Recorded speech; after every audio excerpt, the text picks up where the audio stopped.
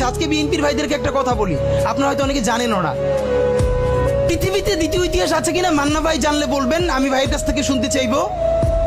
জিয়াউর রহমান তো একজন সামরিক শাসক ছিলেন। একজন সামরিক শাসক সামরিক ফরমান জারি করে দেশে গণতন্ত্র ফিরেইছে, পৃথিবীতে এই নজির নাই যেটা জিয়াউর রহমান করছেন।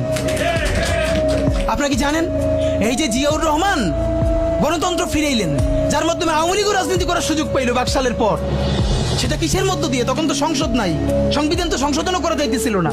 কিসের মধ্য দিয়ে? জিয়াউর রহমানের সামরিক ফরমানের মধ্য দিয়ে। পৃথিবীর একমাত্র একজন সামরিক শাসক যিনি ফিল করলেন না সামরিক পন্থা দিয়ে করা যাবে না, গণতন্ত্রে ফিরতে হবে। এবং দেখেন হাসিনারে এবং আওয়ামী লীগের চরিত্রটাই হলো এরকম, এর যে একটু ভালোবাসে তার সে হত্যা করে।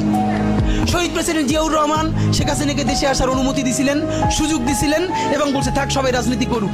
আসার 1 মাসের মধ্যে জিয়াউর রহমান শহীদ হয়ে গেছে, 13 দিনের মধ্যে।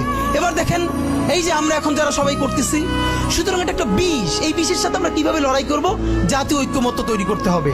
সুতরাং পলিটিক্যাল পার্টি এবং সবার প্রতি একটা কথা, প্লিজ আপনারা বিএনপিকে শতভাগ কর্নার করে দিন না। বিএনপি এই আধিপত্যবাদ বিরোধী লড়াইয়ের জন্য আমাদের একটা বড় শক্তি। এই শক্তিকে এত বেশি কর্নার করা যাবে না যাতে তারা গিয়ে আওয়ামী লীগের হাত ধরে ফেলে। তারা যদি আওয়ামী লীগের হাত ধরে ফেলে তাহলে লড়াইটা তো আমাদের জন্য আরো কঠিন হয়ে যাবে।